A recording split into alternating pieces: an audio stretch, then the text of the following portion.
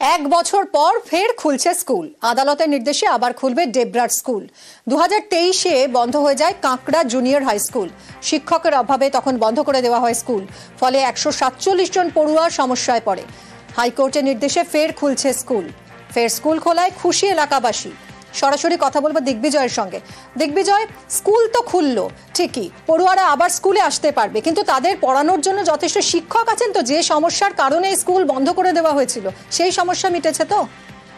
একদমই। দেখো মিমি, পশ্চিম মেদিনীপুর জেলার এই স্কুলে, ডেবরার এই কাঁকড়া জুনিয়র হাই স্কুলের পুনর্জন্ম হলো। কারণ 2023 সালের ডিসেম্বর মাসে স্কুল বন্ধ হয়ে যাওয়ার পরে হাইকোর্টের হস্তক্ষেপে এবং রাজ্যের সদর্থক পদক্ষেপে আবার এই সেশন থেকে, অর্থাৎ 2025-এর সেশন থেকে আবার স্কুল শুরু হবে, ক্লাস শুরু হবে।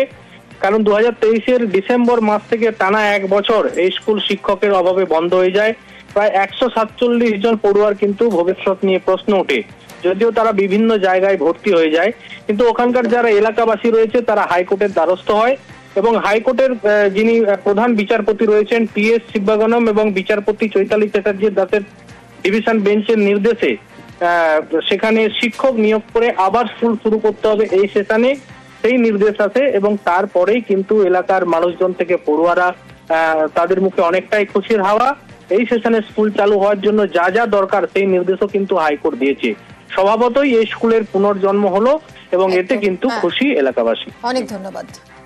বেলঘরিয়ায় তৃণমূল কর্মী খুন। তৃণমূল কর্মীকে গুলি করে খুন করে পালালো দুষ্কৃতীরা। দলীয় অফিসের সামনে বসেছিলেন ওই তৃণমূল কর্মী এবং সেই সময় তাকে গুলি করে দুষ্কৃতীরা। রাস্তার উপর পড়ে থাকে গুলিবিদ্ধ দেহ। সারা রাত রাস্তায় পড়েছিল তার দেহ।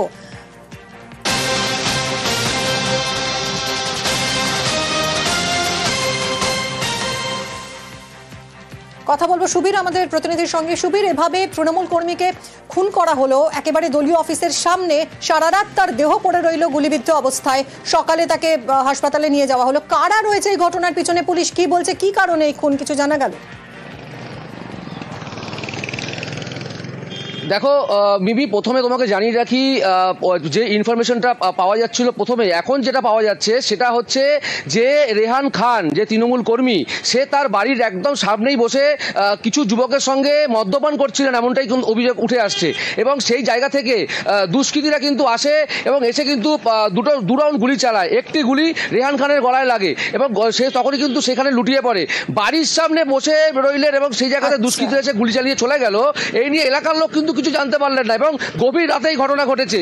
এবং তারপরে কিন্তু সারা রাত এই অবস্থায়, গুলিবিদ্ধ অবস্থায় কিন্তু এলাকাতে পড়েছিলেন রেহান খান। তারপরে এলাকার লোকজন যারা ছিলেন তারা কিন্তু যখন বাইরে বেরান তখন দেখতে পায় এভাবে কিন্তু গুলিবিদ্ধ অবস্থায় পড়ে রয়েছে। এবং তারপরে খবর দেওয়া হয় বেলঘরিয়া থানাকে।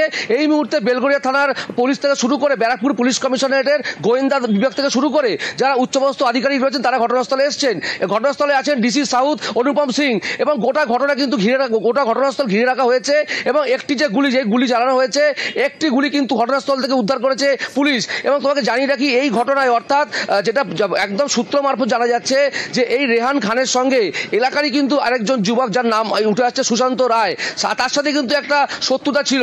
এবং দীর্ঘদিন ধরে এই জায়গা থেকে, অর্থাৎ সুশান্ত রায়কে এই এলাকা থেকে কিন্তু প্রতিবাদ করে, অর্থাৎ সে বিভিন্ন রকম অসামাজিক কাজকর্ম করতো এবং তারই কিন্তু প্রতিবাদ করেছিল রেহান খান এবং সেখান থেকে কিন্তু তাকে বের করে দিয়েছিল এলাকা থেকে। এবং সেই জায়গা থেকে কিন্তু তারা আক্রোশ ছিল এবং এই নামটাও কিন্তু উঠে আসছে। পাশাপাশি আরো দুটো নাম উঠে আসছে। গোটা ঘটনার তদন্ত শুরু করেছে পুলিশের উচ্চপদস্থ আধিকারিকরা। রেহান খানের সঙ্গীরা যারা সেই সময় ছিল তারা কিছু বলতে পারছে না। দেখো এখানেও কিন্তু একটা ধোঁয়াশা রয়েছে, কারণ রেহান খানের সঙ্গে যারা তার সঙ্গে মদ্যপান করছিলেন তারা কেন তার বন্ধু বান্ধবদের খবর দিলেন না, তারা কেন এলাকার লোকে খবর দিলেন না, তারা কেন নেতৃত্বকে খবর দিলেন না, এই নিয়ে কিন্তু একটা ধোঁয়াশা উঠছে। গোটা বিষয়টা কিন্তু তদন্ত করে দেখছে যারা পুলিশের আধিকারিক রয়েছেন তারা। কিন্তু এখন কিন্তু এই এলাকায় যথেষ্ট থমথমে রয়েছে গোটা 35 নম্বর ওয়ার্ড রাজীবনগর এলাকা। এবং বাড়ির সামনে দেহ পড়ে রইল, বাড়ির লোকও কিছু জানতে পারলেন না সারা রাত। দেখো যেহেতু একদম বেলঘরিয়া এক্সপ্রেসওয়ে যে ব্রিজ তার একদম কিন্তু সংলগ্ন এলাকাতেই কিন্তু রেহানের বাড়ি এবং সে সেখানে বসেছিলেন। প্রথম কথা হচ্ছে গভীর রাতে ঘটনা ঘটেছে। গাড়ি ঘোড়ার আওয়াজ থেকে শুরু করে সামনে একটি ওয়াটার ট্রিটমেন্ট প্ল্যান্টও রয়েছে, পাম্প রয়েছে, সেই যে জলের আওয়াজ তারও কিন্তু আওয়াজে শুনতে পায়নি এলাকার লোকজন, এটাও কিন্তু বলছেন। কিন্তু গুলি যে ঘটনাস্থলে পড়ে রয়েছে বা তার যে ঘাড়ে গুলি লেগেছে তার থেকে প্রমাণ কিন্তু যে রেহান খানকে দুষ্কৃতীরা গুলি করেই খুন করেছে। তো নজর রাখছো, তোমার থেকে আরো আপডেট নিতে থাকবো। সুবীর, ধন্যবাদ। আজ লোকসভায় পেশ হবে ওয়াকফ সংশোধনী বিল 2025, আগামীকাল পেশ হবে রাজ্যসভায়। বিল নিয়ে বিরোধিতায় একজোট বিরোধী শিবির। সাংসদদের হাজিরা নিয়ে হুইপ জারি করেছে বিজেপি, হুইপ জারি করেছে তৃণমূল এবং কংগ্রেসও। কথা বলবো মৈত্রেয়ী আমাদের প্রতিনিধির সঙ্গে। মৈত্রেয়ী, অর্থাৎ নরেন্দ্র মোদী সরকার একেবারে সক্রিয় হবে এই বিল পাসের জন্য, সব সাংসদদের হুইপ জারি করে উপস্থিত থাকতে বলা হয়েছে এবং বিরোধীরাও এই বিলের বিরোধিতায় এককাট্টা। অশান্ত হতে পারে সংসদ আজ। একেবারেই দেখো, আজকে লোকসভা কিন্তু যথেষ্টই অশান্ত হওয়ার সম্ভাবনা রয়েছে। তার কারণ আজকে 12টার সময় এই বিলটি আলোচনা এবং পাশের জন্য পেশ করা হবে এবং তারপরে 8 ঘন্টা সময় বরাদ্দ করা হয়েছে এই বিলের আলোচনার জন্য।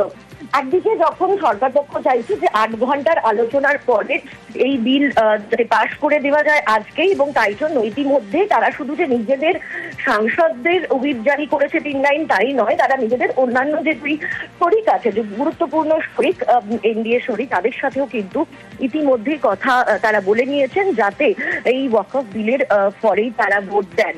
ফলে সেই দিক থেকে দাঁড়িয়ে সরকার পক্ষের একটা তাগিদ রয়েছে যে তারা এই বিল পাশ করাতে চান। অন্যদিকে বিরোধীরা তারা গতকাল বৈঠক করে তারা চূড়ান্ত করে নিয়েছেন যে এই বিলের বিরোধিতায় তারা সরব হবেন এবং শুধু সরবই হবেন না, তারা এই আলোচনায় অংশগ্রহণ করবেন কোনোভাবেই যাতে সরকার পক্ষ আলোচনায় কোনো রকম বাধা দিতে না পারে, সেই জন্য তারা কষ্ট থাকবেন এবং তারা আলোচনায় অংশগ্রহণ করবেন এবং বিলের বিরুদ্ধে তারা ভোট দেবেন, এই সিদ্ধান্ত তারা নিয়েছেন। এবং কেন এই বিল অসাংবিধানিক সেক্ষেত্রে দাঁড়িয়ে বিরোধীদের কি বক্তব্য সেটাও তারা আজকে তুলে ধরতে চান। ফলে সব মিলিয়ে সংসদ আজ যথেষ্ট উত্তপ্ত হওয়ার সম্ভাবনা রয়েছে। মিমি, ধন্যবাদ মৈত্রেয়ী। ওয়াকফ বিল পেশ হবে আজ লোকসভায়, আর তাই নিয়েই শাসক বিরোধী তরজায় হাওয়া গরম। আমরা চাইছি ডিবেট হোক, পক্ষে বিপক্ষে যুক্তি হোক। আমরা শুনতে চাই যে আমাদের তৃণমূল কংগ্রেসের সাংসদরা কি যুক্তি দেবে। আমরা ডিসকাশনে সব পার্টিসিপেট করব, ভোটিং এ পার্টিসিপেট করব। অনেক কনস্টিটিউশনাল পয়েন্টস ইনভলভ আছে। বিজেপি প্রভোক করবে, বিজেপি বলতে দেবে না, বিজেপি ডিস্টার্ব করবে।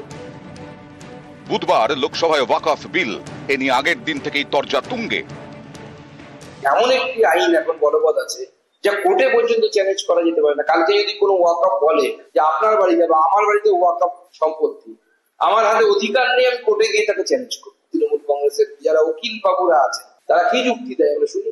ভারতবর্ষের মানুষের কাছে বলা দরকার আছে এই বিল কতটা অসাংবিধানিক। আজকে হয়তো মুসলিমদের অধিকার খর্ব করছে, কালকে আবার আসবে খ্রিস্টানদের অধিকার খর্ব করবে। একটা আগ্রাসী রোল এই গভর্নমেন্টের, সেই আগ্রাসী ভূমিকার সম্পূর্ণ বিরোধিতা করতে হবে।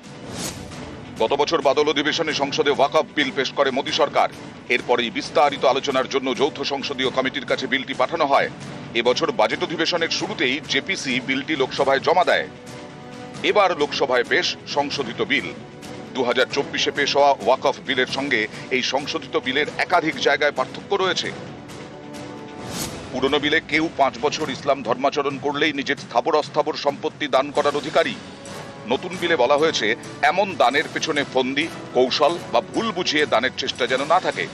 পুরনো বিলে কোনো ওয়াকফ সম্পত্তি সরকারি কিনা তা দেখার দায়িত্ব সংশ্লিষ্ট জেলা শাসকের। নতুন বিলে জেলা শাসক ছাড়াও তাঁর ওপরের কোনো কর্তাকে তদন্তের অধিকার দেওয়া হয়েছে। পুরনো বিলে কোনো সম্পত্তি ওয়াকফ হিসেবে ঘোষণার 15 দিনের মধ্যে তার সংশ্লিষ্ট পোর্টালে তোলার নিয়ম। নতুন বিলে এই সময়সীমা বাড়িয়ে 90 দিন করা হয়েছে। নতুন বিলে প্রস্তাব, সংশোধিত ওয়াকফ বিল পাসের আগে যে সম্পত্তি ওয়াকফ হিসেবে নথিবদ্ধ তার চরিত্র বদল হবে না, কিন্তু তা সরকারি সম্পত্তি হলে এবং সেই সম্পত্তির সামান্য অংশ বা পুরোটা নিয়ে আইনি বিবাদ থাকলে বিষয়টি বিচারাধীন হয়ে যাবে। যৌথ সংসদীয় কমিটিতে আলোচনায় বিরোধীদের আনা একটি সংশোধনীয় ওয়াকফ বিলে অন্তর্ভুক্ত করা হয়নি বলে অভিযোগ। বিরোধীদের দাবি বিজেপি নিজেদের মর্জি মাফিক ওয়াকফ বিলে পরিবর্তন এনে সংখ্যালঘুদের বঞ্চিত করার পরিকল্পনা করেছে, যা একেবারেই মানতে নারাজ পদ্ম শিবির।